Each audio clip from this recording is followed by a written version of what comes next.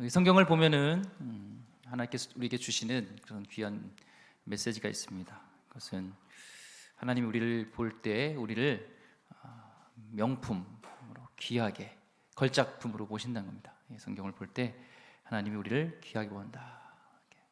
다른 말씀 시편을 보고도 다른 오늘 말씀을 보도 어디를 보더라도 우리는 극상품 포도다. 들포도가 아니라 극상품 포도라고 하고요.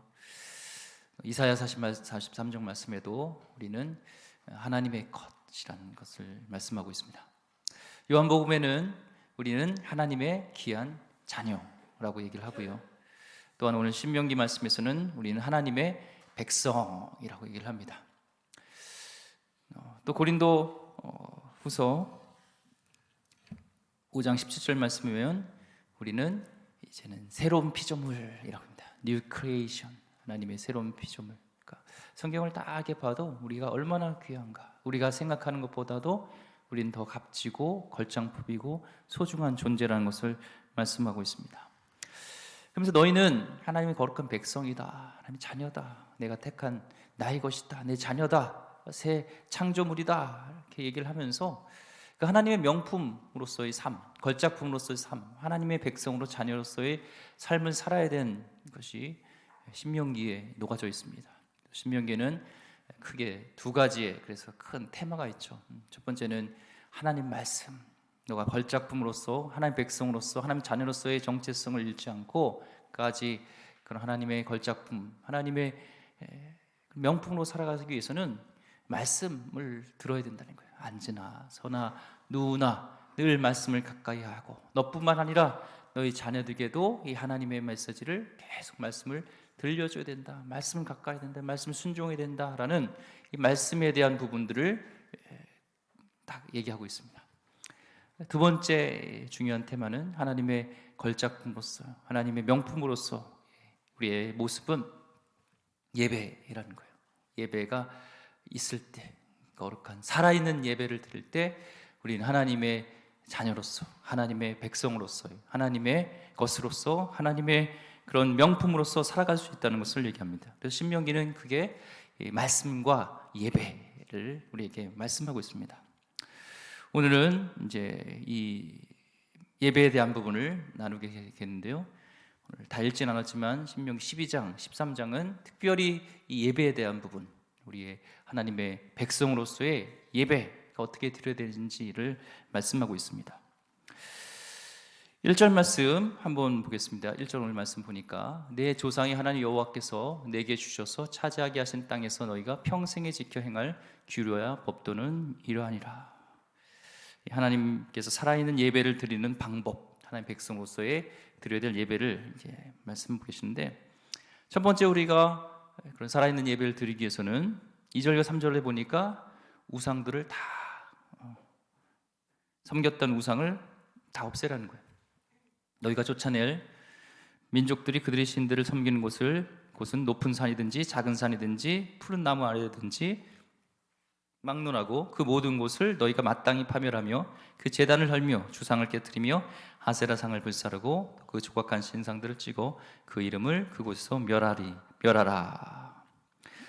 하나님 앞에서 참된 예배를 드리기 위해서는 우상을 섬기던 것들을 다 없애거라.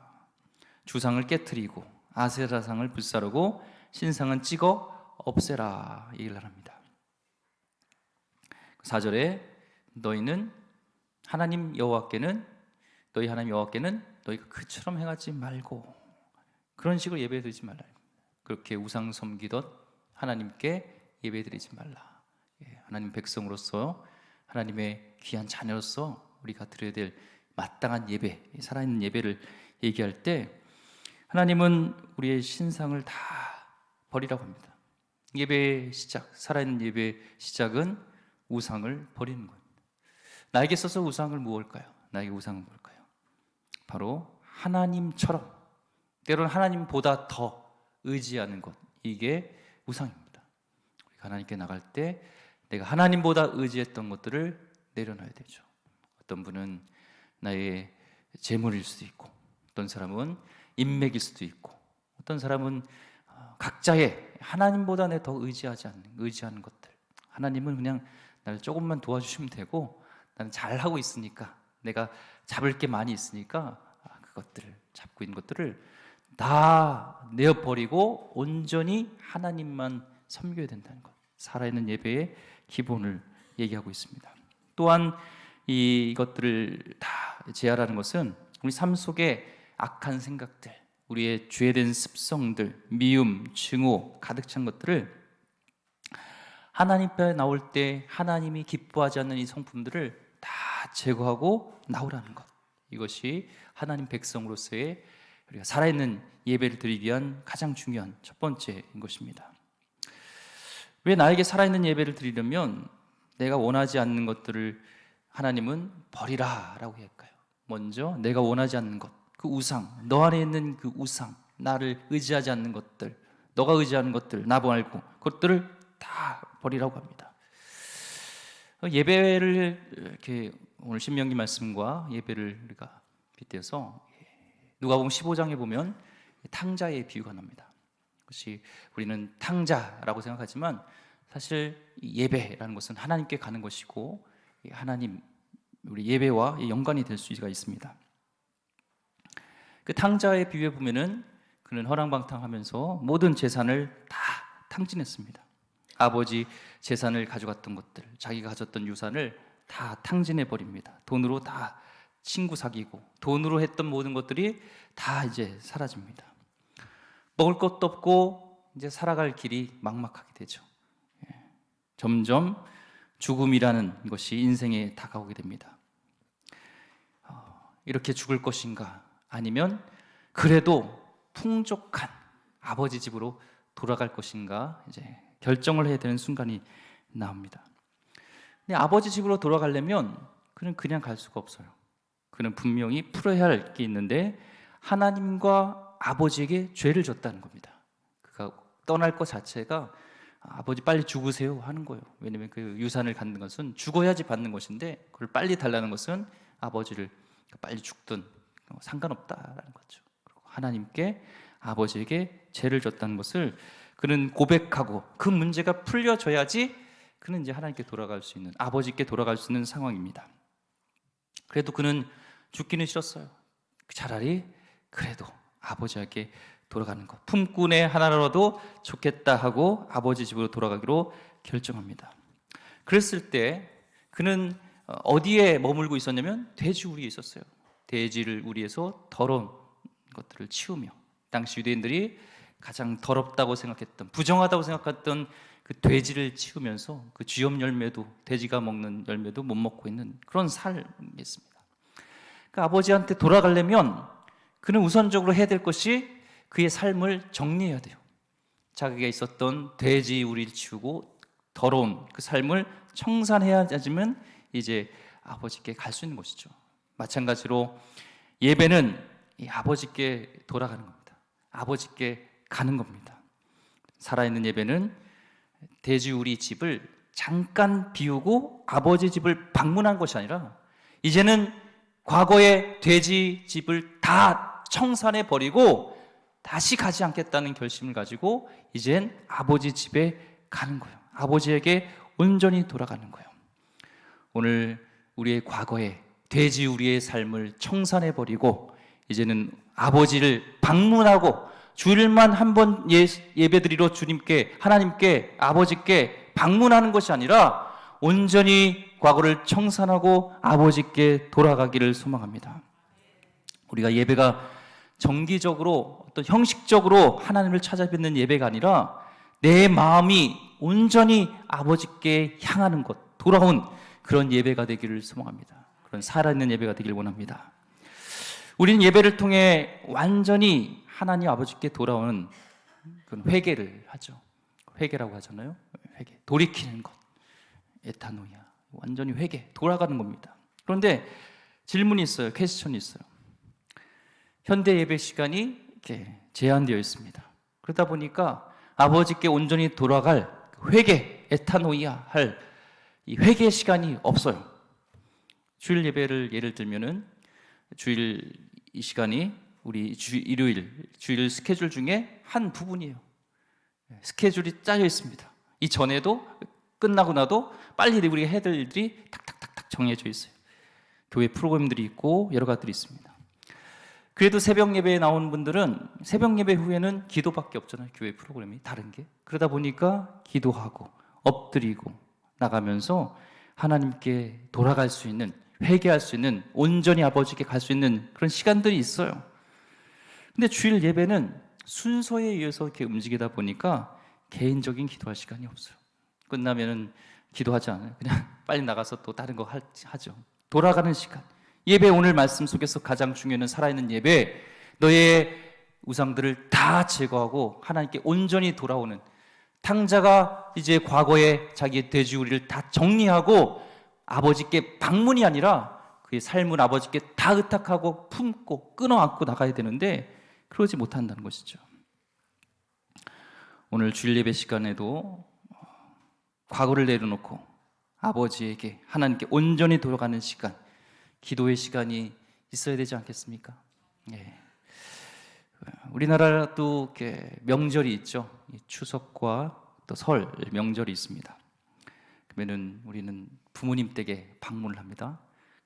TV 언론이라는 데 보면은 멀리서 부모님이 이렇게 나와 있고 아이들이 저기서 맞이하면서 이렇게 손자 손녀들이 끼어앉는 장면이나 아니면 큰 상에 둘러서 같이 가족들이 떡국을 먹으며 또는 송편을 먹으며 이렇게 식사하는 장면들이 이 설날 때나 추석 때 이렇게 나옵니다.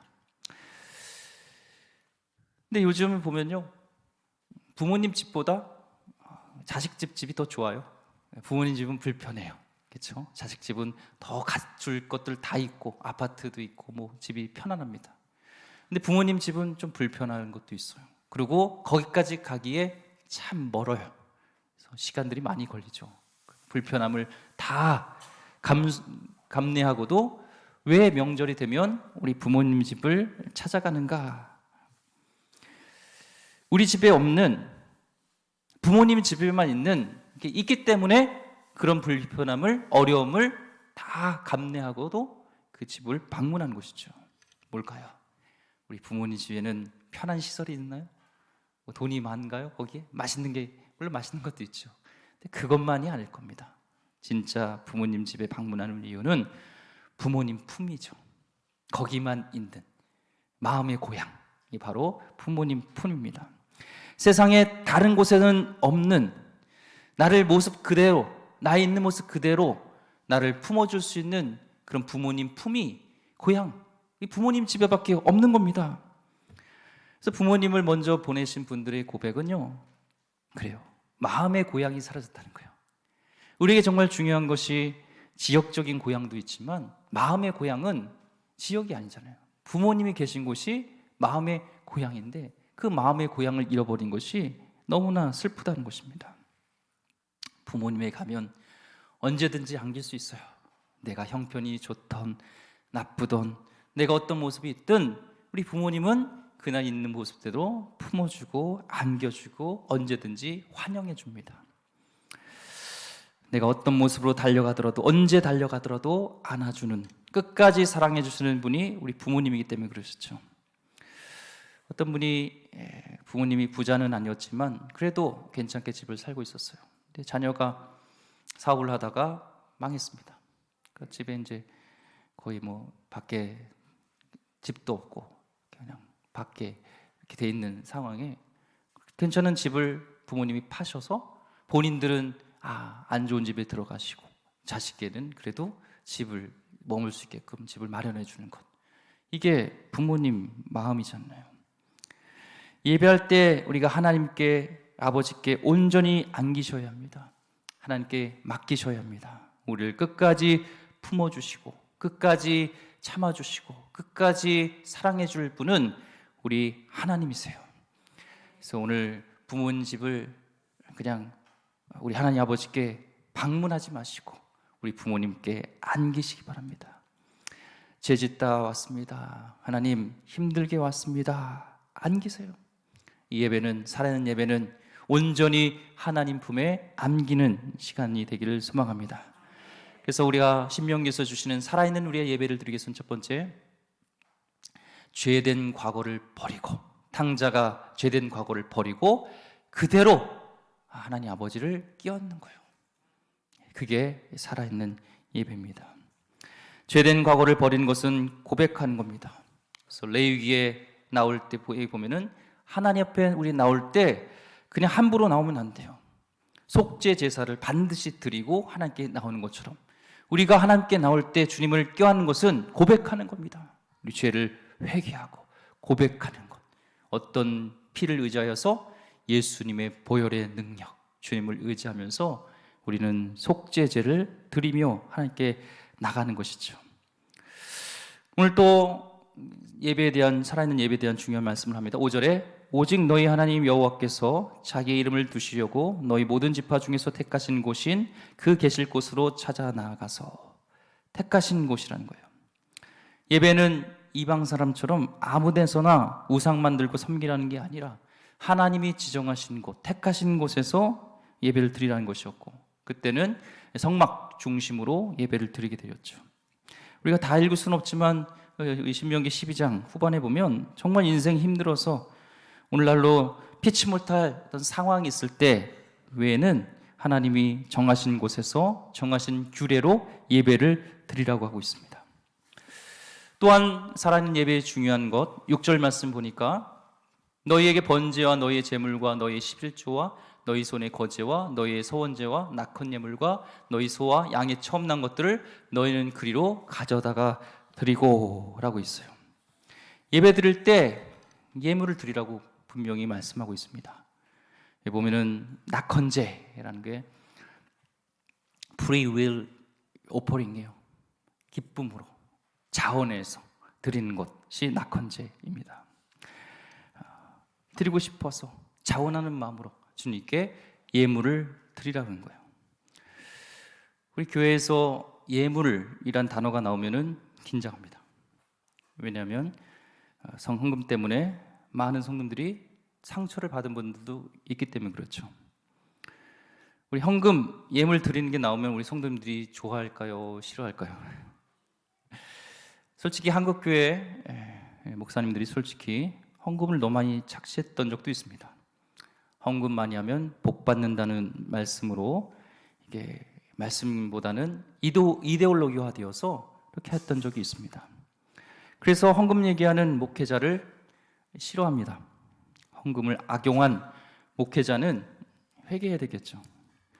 그런 또한 사람들의 마음을 기쁘게만 하기 위해서, 기분 나쁘지 않게 하기 위해서 헌금 얘기 안 한 목회자도 회개해야 됩니다. 오늘 분명히 말씀에 빈손으로 나오지 말라고 분명히 말씀하셨어요. 헌금하십시오.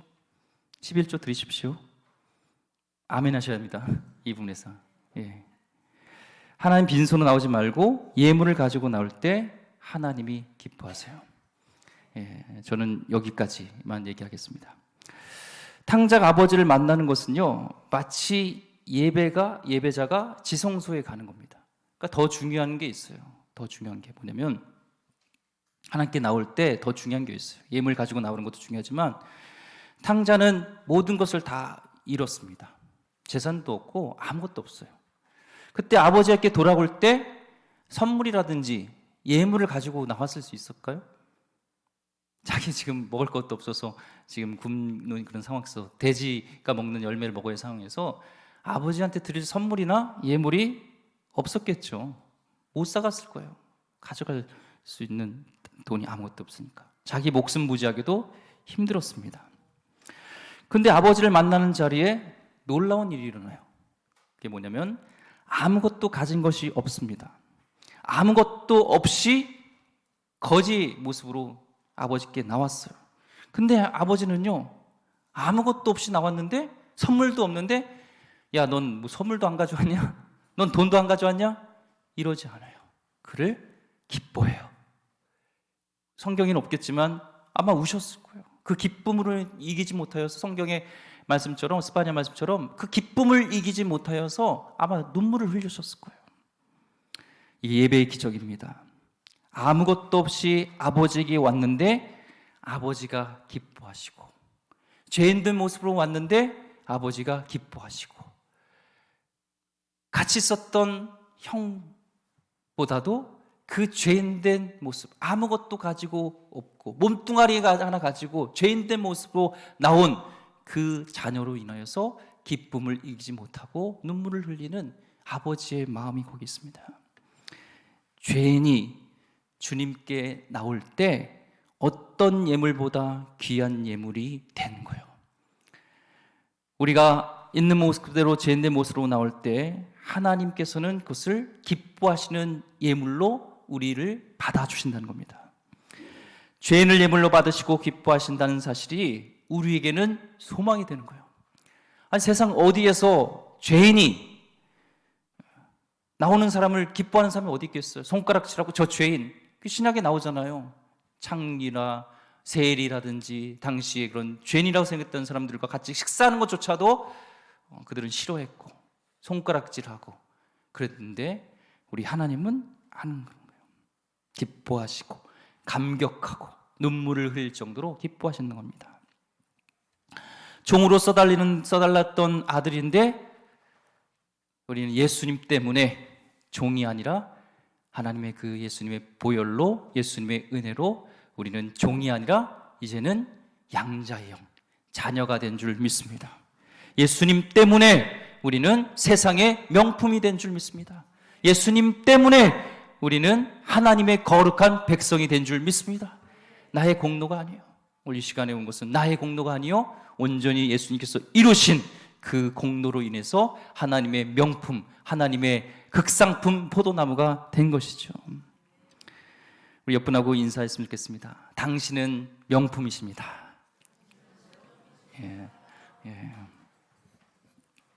예배는요, 살아있는 예배는 죄인된 우리가, 거룩한 사람만이 나오는 것이 아니라 죄인된 우리가 탕자처럼 나올 때 하나님께 우리가 예물, 선물이 되는 거예요. 살아있는 예배는 죄인된 우리가 하나님의 선물, 예물이 되는 것입니다. 얼마나 예배가 귀중합니까? 오늘 예배 드리러 오신 모든 분이 주님께 예물이 되어서 주님이 기뻐하시는 산 예물이 되기를 소망합니다. 마지막 나눌 말씀은요 7절입니다. 7절 말씀 보겠습니다. 거기 곧 너희 하나님 여호와 앞에서 먹고 너희 하나님 여호와께서 너희 손으로 수고한 일에 복 주심으로 말미암아 너희와 너희의 가족이 즐거워할지니라. 모든 것이 주님이 복 주신 거예요. 그래서 그로 인해서 가족이 함께 즐거워하라 얘기를 합니다. 예배를 드린 자에게 하나님은 기쁨을 주십니다. 반드시 살아있는 예배를 드릴 때 하나님은 세상이 줄 수 없는 참된 평안과 기쁨을 우리에게 주세요. 그러면요 사람이 인색함이 사라집니다. 내 안에 풍성해져요. 주님이 임재하고 성령이 있으며 기쁨이 넘치면 사람이 인색하지 않아요. 내가 인색한 거는 내가 없다고 생각하기 때문에. 근데 내가 모든 것을 가지고 하나님이 내 안에 계시고 성령 함께 하실 때 인색함이 사라지고 우리 삶의 태도가 바뀌고 이웃에 대한 사랑이 바뀌게 되는 것이죠. 그래서 우리는 예수 믿는 우리는 반드시 예배를 통한 감격, 기쁨의 감격을 회복해야지 그 능력으로 이웃을 사랑할 수 있지 나의 마음으로 나의 노력으로 이웃을 사랑할 수 없어요. 하나님이 주시는 그 넉넉함의 은혜와 하나님의 그 기쁨이 넘칠 때 우리는 그 넉넉함으로 품고 용서하고 사랑할 수 있는 것이죠. 이사야서 61장 1절 말씀에 예수님이 이 땅에 이제 이 말씀을 가지고 내가 이곳에 온 목적과 사명을 얘기하셨습니다. 주 여호와 영이 내게 내리셨으니 이는 여호와께서 내게 기름을 부으사 가난한 자에게 아름다운 소식을 전하게 하려 하심이라. 나를 보내사 마음이 상한 자를 고치며 보려된 자에게 자유를, 갇힌 자에게 노임을 선포하며. 예수님이 오신 이유예요. 아름다운 소식을 전하고 우리에게 기름을 부어주셔서 가난한 자에게 아름다운 소식을 주시고 우리에게 마음이 상한 자를 고쳐주시고 포로된 자에게 자유를, 갇힌 자에게 노임을 선포하기 때문에 예수님이 우리 가운데 임하실 때 우리에게는 기쁠 수밖에 없다는 겁니다. 오늘 예배가 그런 갇힌 자들의 해방과 우리 가운데 마음이 상한 자들이 고쳐지고 우리 가운데 세상이 줄 수 없는 참된 기쁨과 아름다운 소식이 들려지는 그런 기쁨의 예배가 되기를 소망합니다. 그래서 이사야서 61장 2절 말씀에 여호와의 은혜의 해가 이제 있는 거예요. 예수님이 임재할 때 은혜의 해가 되어서 우리 하나님의 보복의 날을 선포하여 모든 슬픈 자를 위로하되 합니다. 위로하게 하는 것. 기가 막힌 표현입니다. 이사야서 61장 3절 이어서 무릇 시온에서 슬퍼하는 자에게 화관을 주어 그 죄를 대신하며 기쁨의 기름으로 그 슬픔을 대신하며 찬송의 옷으로 그 근심을 대신하시고 그들의 의의 나무 곧 여호와께서 심으신 그 영광을 나타낼 자라 일컬음을 받게 하려 하심이라. 이 시온은 예배하는 예루살렘을 상징하고 오늘날의 예배자를 상징합니다. 예배하는 자들에게 그 예배의 자리에서 슬퍼하는 자에게 화관을 주시고 그 죄를 대신하여서 죄인에게 회개할 자에게 죄를 뿌려줘야 되는데 회개하라고 죄를 뿌려주는데 화관, 꽃으로 만든 관으로 우리에게 씌워주신다는 거예요. 그리고 슬픔 대신 기쁨으로, 근심 대신 찬송의 옷을 입혀주신 줄 믿습니다. 이게 우리의 주님이시세요. 그래서 우리는 결국에 그들의 의의 나무라, 그 영광을 나타낼 자라, 살아있는 예배를 드리는 우리에게는 그들은 명품이야, 너희들은 달라, 하나님의 백성이야, 하나님의 자녀라는 이런 말을 듣게 되어지는 일이 예배를 통해서, 살아있는 예배를 통해서 주신다는 겁니다. 예배를 통해서 이런 기쁨의 감격이 회복되길 소망합니다. 그래서 예배는 기쁨이 회복돼요. 삶이 바뀌는 거예요. 영국 사회, 영국 기독교 역사 속에서 찰스 브래들러라는 분과 휴즈 목사님이라는 분이 있었습니다. 찰스 브래들러는 유명한 영국의 정치인이었어요. 휴즈는 그 감리교의 유명한 신앙적으로 유명한 목사님이셨습니다. 동시대에 살았어요. 근데 다른 점이 있다면 이 찰스는 무신론자입니다. 강력한 무신론자예요. 그가 국회에서 이제 국회의원이 될 때 그는 성서법이 있었습니다. 그러니까 그때 당시에 성경에다 손을 얹고 선서하는 게 있는데 그는 무신론자였기 때문에 그걸 하지 않겠다고 했어요. 그래서 그날 국회의원직을 박탈당합니다. 근데 다음에도 사람들이 인기가 있어서 또 국회의원이 됐어요. 그런데 계속 성경 성서법에 자기는 하지 않겠다는 이유로 2선, 3선 계속 떨어지는데 4선 때는 국회의장의 권한으로 어쩔 수 없이 그를 의원으로 그를 발탁합니다. 그래서 영국 역사 그때까지 한 번도 무신론자가 국회의원이 된 적이 없었어요. 그런데 그는 최초로 찰스 브래들러는 영국의 무신론자 국회의원이 됩니다. 그런 영향을 끼치겠죠. 무신론자니까. 그래서 제일 먼저 했던 것이 영국 법의 성경 성서법을 이것을 개정합니다. 휴즈 목사님은 감리교회로 많은 영향을 끼쳤던 목사님인데 이 찰스라는 이 국회의원이 이 휴즈 목사님에게 도전장을 내요. 오늘날에 이렇게 뭐 복싱이라든지 뭐 UFC 경기처럼 경기를 합시다. 그리고 많은 사람들이 관중들이 그것을 볼 수 있게 해달라고 합니다. 그게 뭐냐면 토론하자는 거예요. 무신론자로서 또 하나님을 믿는 자로서 이렇게 같이 토론해서 누구 말이 더 옳은지 서로 사람들이 공개적으로 그것을 볼 수 있게, 들을 수 있게 하자 그랬습니다. 그래서 이 도전에 이 휴즈 목사님은 그것을 하겠다고 했습니다. 휴즈 목사님은 조건을 하나 달았어요. 그게 뭐냐면 그 논쟁하는 그날 내가 하나님을 믿음을 통하여서 변화되었던, 삶이 변화된 100명의 사람을 내가 데려오겠습니다. 당신은 무신론자로서 살아가는 삶 속에서 삶이 변화된, 그러니까 하나님을 믿지 않으므로 변화된 사람 100사람을 데려오십시오. 얘기를 했습니다.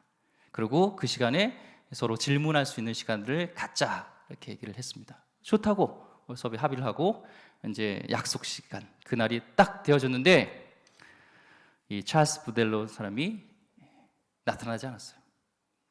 이유는 무신론자로서 자기가 하나님을 믿지 않으므로 삶이 변화된 100명의 사람을 데려올 수 없었습니다. 휴즈 목사님은 100명이 아니라 더 많은 사람을 데리고 왔고 그 시간에 간증을 통하여서 오히려 더 예수님을 알게 되어지고 믿게 되어지는 놀라운 역사가 있던 것이 영국 기독교 역사 속에 분명히 있는 사건입니다. 우리가 예배를 통하여서 기쁨이 회복되어지고 하나님의 은혜가 회복되어지고 예수님을 만나는 놀라운 은혜가 통해서 갇힌 자들이 회복되어지고 우리의 눈물이 바뀌어지고 기쁨으로 바뀔 때 우리 삶은 변화돼요. 우리 테스터머니가 변화되어서 우리는 그것이 바로 다 스토리가 될 것입니다. 그 스토리가 또 모아지면은 그것은 히스토리, 역사가 될 것입니다. 그 히스토리가 모아지게 되면 His story, 하나님의 역사가 될 줄 믿습니다. 그래서 우리는 이 예배가 살아있는 예배가 되어야 될 줄 믿습니다. 예. 마지막입니다. 살아있는 예배는 우리의 삶이 예배가 되게 합니다. 살아있는 예배는 하나님의 은혜가 임함으로 우리는 변화되게 되어 있어요. 넉넉하게 되어 있어요. 우리 가운데 기쁨이 넘치게 되었다는 것입니다. 기쁨이 회복되면 삶이 변화됩니다. 참된 예배가 있습니까? 예배에 감격이 있습니까? 그것이 있어야 우리 삶이 바뀌고 하나님을 더 사랑하며 죄 용서해 주는 그 은혜의 감격을 가지고 돌아가야 됩니다. 아무것도 없는 나를 모든 것을 가진 자로 살게 하시는 기쁨으로 돌아가셔야 됩니다. 자녀로 삼아주시는 하나님의 은혜가 우리 가운데 살아있어야 됩니다. 하나님 아버지를 만나는 예배가 되기를 주님의 이름으로 축원드립니다. 기도하겠습니다. 하나님 감사합니다. 우리가 하나님의 자녀로서 하나님의 백성으로서의 우리의 모습 말씀 붙들고 살아야 되며 또는 살아있는 예배자로서 살아가기를 주님께서 우리에게 말씀하셨습니다.